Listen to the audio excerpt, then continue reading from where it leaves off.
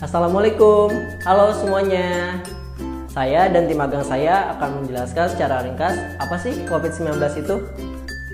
COVID-19 menurut WHO adalah virus yang disebabkan melalui adanya hewan, yaitu seperti hewan kelelawar dan hewan sejenisnya. Nah, kebanyakan orang yang terkena virus corona ini yaitu mengenai gejalanya, yaitu ada gejala ringan, ada gejala sedang maupun gejala tinggi. Nah, ketika kita terkena gejala ringan maupun gejala sedang, yaitu tidak perlu penanganan khusus, kita hanya perlu karantina di rumah saja selama 2 minggu. Nah, ketika kita terkena gejala tinggi, yaitu kita harus ada yang namanya penanganan khusus, yaitu dari pihak rumah sakit. Kita harus pergi ke rumah sakit untuk menangani penanganan khusus itu. Nah, bagaimana virus ini dapat tersebar?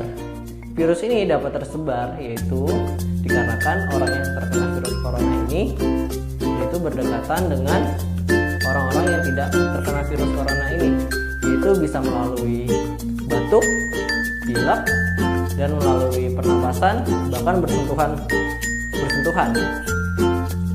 Nah, ketika Anda sedang di tempat umum, Anda juga bisa terkena virus, yaitu melalui pintu, gagang pintu, melalui pegangan-pegangan lainnya, melalui udara yang tercemar, melalui virus corona ini, dan bisa melalui lantai-lantai rumah maupun lantai-lantai tempat umum lainnya. Nah, saya akan menjelaskan atau saya akan menyatukan ini bagaimana cara mengurangi resiko Anda dari virus corona.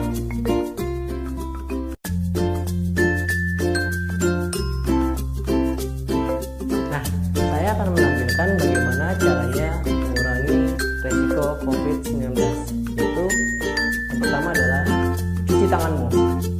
Nah, cuci tanganmu itu ada step by stepnya, yaitu langkah-langkahnya adalah yang pertama memakai sabun. Nah, setelah kita memakai sabun, kita harus mencuci tangan kita, yaitu telapak tangan kita, seperti gambar yang di sini, seperti ini. Nah, setelah kita mencuci tangan kita atau telapak tangan kita juga mencuci, yaitu mencuci belakang tangan kita, punggung tangan kita. Nah, setelah mencuci punggung tangan kita, yaitu belakang tangan kita mencuci sela-sela jari tangan kita, seperti ini. Nah, setelah kita mencuci sela-sela jari tangan kita, itu berikut langkah selanjutnya adalah mencuci jari-jari kita, itu 10 jari kita satu-satu. Nah, setelah mencuci jari-jari kita semuanya, 10 jari-jari kita mencuci kuku kita, seperti gambar yang di sini. Setelah mencuci kuku-kuku tangan kita, nah selanjutnya adalah mencuci pergelangan tangan kita. Nah, setelah mencuci pergelangan tangan kita keduanya, lalu bilaslah dengan air mengalir. Nah, setelah kita bilas dengan air mengalir, jangan lupa yaitu adalah pengkeringan tangan menggunakan tisu maupun handuk ataupun alat pengering lainnya. Nah, ketika kita mencuci tangan itu ada batas maksimalnya, yaitu minimal 20 detik untuk mencuci tangan kita. Nah, itu saja.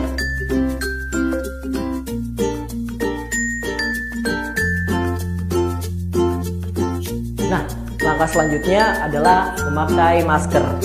Nah, memakai masker juga ada step-by-stepnya atau langkah-langkahnya. Nah, yang pertama yaitu tutup bagian mulut dan hidung Anda dengan menggunakan masker seperti ini. Nah, lalu tekan bagian atas bawah hidung yang di sini seperti gambar di sini agar udara tidak memasuki area hidung maupun mulut. Nah, ketika masker itu sudah tidak layak pakai atau sudah kusam atau rusak atau sejenisnya, segeralah mengganti masker Anda. Dan ketika sudah mengganti masker Anda, jangan lupa masker Anda dibuang pada tempat sampah. Jangan dibuang ke tempat sembarangan ya, saluran ataupun dibuang ke tempat lainnya. Nah, ketika Anda sudah membuang masker itu ke tempat sampah, Anda juga harus mencuci tangan. Seperti yang sudah saya jelaskan sebelumnya, gimana cara cuci tangan. Nah, untuk pemakaian masker, Anda juga bisa menggunakan masker kain. Masker kain juga sudah dianjurkan oleh pemerintah, yaitu masyarakat menggunakan masker kain. Karena masker kain itu tidak dapat dibuang, tetapi setelah dipakai bisa dicuci dengan menggunakan air hangat ataupun mencuci lainnya, seperti itu.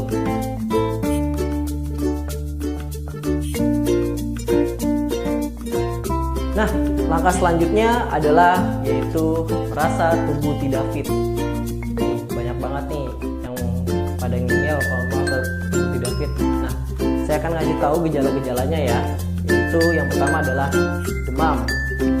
Demam dan suhu badan tinggi, yaitu sampai 38 derajat, suhu melebihi 38 derajat. Nah, selanjutnya gejalanya yaitu adalah batuk dan pilek. Dan gejala selanjutnya itu ada berbagai sakit tenggorokan juga, dan letih, lemah atau lesu dan sebagainya. Ketika ada gejala itu, dimulai rasa pernapasan, yaitu gejala pernapasan sesak napas. Nah, ketika gejala-gejala itu ada semua, datanglah ke rumah sakit terdekat atau ke tempat kesehatan terdekat, maupun itu melalui telepon, by phone ke rumah sakit. Karena Anda mengalami gejala tersebut, Anda bisa melalui telepon kalau tidak bisa pergi ke rumah sakit, maupun kalau ketika Anda bisa pergi ke rumah sakit, konsultasilah ke rumah sakit agar penyakit Anda dapat disembuhkan. Seperti itu.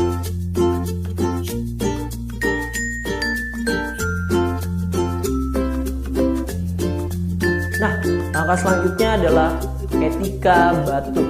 Nah, ini nih yang kadang tidak punya beretika ketika kita sedang batuk, dan batuk-batuk saja ketika ada di tempat umum ataupun tempat-tempat sebagainya. Nah, ketika kita batuk, ada langkahnya, yaitu kita harus menggunakan masker ketika kita batuk agar orang-orang di sekitar tidak terkena virus. Nah, ketika kita sedang batuk juga, kita juga harus menggunakan siku kita seperti ini. Nah, ketika kita sedang batuk juga ataupun bersin, bisa menggunakan tisu ataupun lap lainnya. Ketika kita menggunakan tisu, kita bisa membuang bekas bersin kita melalui tempat sampah. Nah, ketika kita sudah membuang tisu kita ke tempat sampah, jangan lupa lagi cuci tangan maksimal atau minimal 20 detik.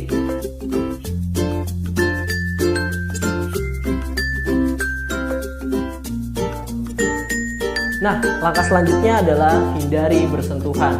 Nah, ini banyak banget nih teman-teman, kalau misalkan ketemu teman-temannya atau kerabatnya itu biasanya ketika ketemu itu bersentuhan tangan, pelukan atau sejenisnya yang bersentuhan.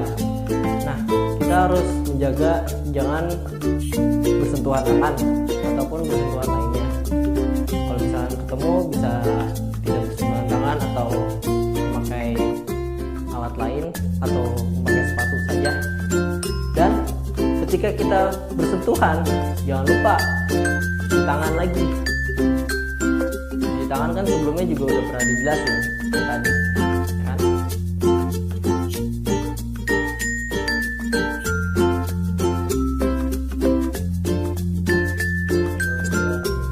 Nah, langkah selanjutnya adalah jaga jarak. Ini nih.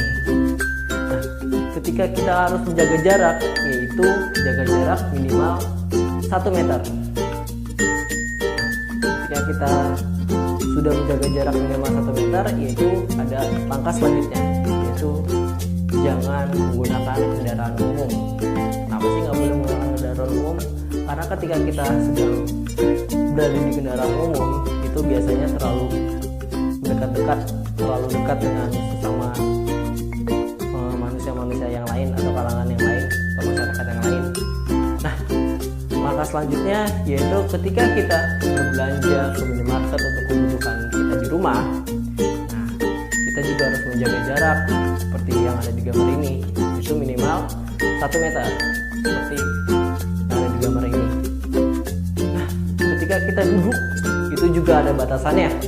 Biasanya di tempat-tempat umum lainnya itu mungkin ketika ada tempat duduk biasanya ada yang tidak boleh untuk diduduki seperti gambar yang berikut ini. Nah, ketika kita keluar atau di tempat umum, jangan lupa lagi kita harus menggunakan masker. Dan kita juga harus menggunakan hand sanitizer untuk mengurangi gejala COVID-19. Karena hand sanitizer ini kemungkinan tidak ribet lah kalau untuk dibawa-bawa kemana-mana seperti itu.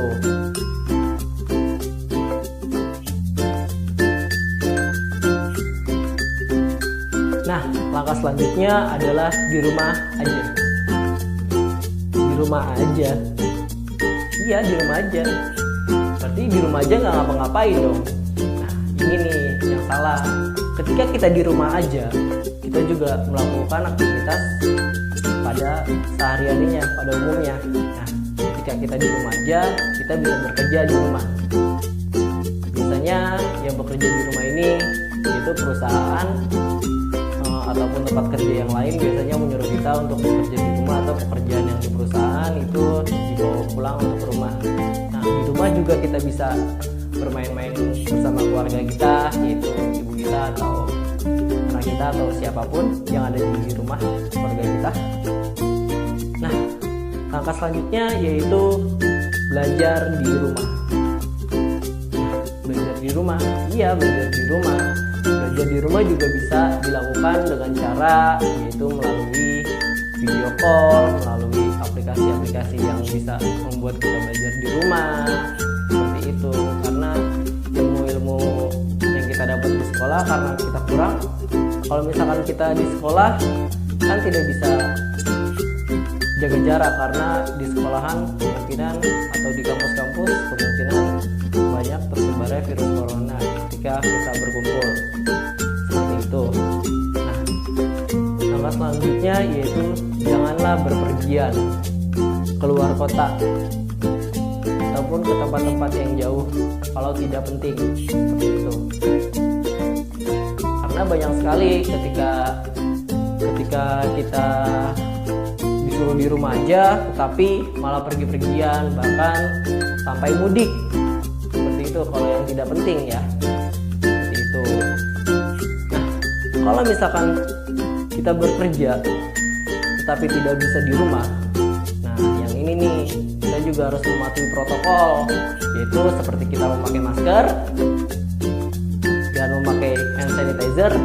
Nah, perusahaan-perusahaan juga yang seharusnya tidak bisa mempekerjakan pegawainya yang harus bekerja di rumah itu harus memenuhi protokol. Nah, protokolnya apa aja sih? Nah, protokolnya itu bisa harus memakai hand sanitizer juga, bahkan boleh, dan harus pengecekan suhu. Pengecekan suhu juga harus jangan sampai melebihi maksimal 38 derajat seperti itu, dan mencuci tangan selama 30 detik yang saya sudah jelaskan sebelumnya tadi. Nah, ketika ada virus corona ini kita juga jangan panik, jangan aduh gimana nih virus corona ini membuat kita panik. Bahkan di berita-berita di TV ataupun di radio ataupun media sosial lainnya itu membuat kita menjadi panik. Positif aja, karena virus ini bisa segera berakhir, mudah-mudahan ya. Kalau begitu saya minta maaf kalau misalkan ada salah-salah kata. Saya positif semuanya.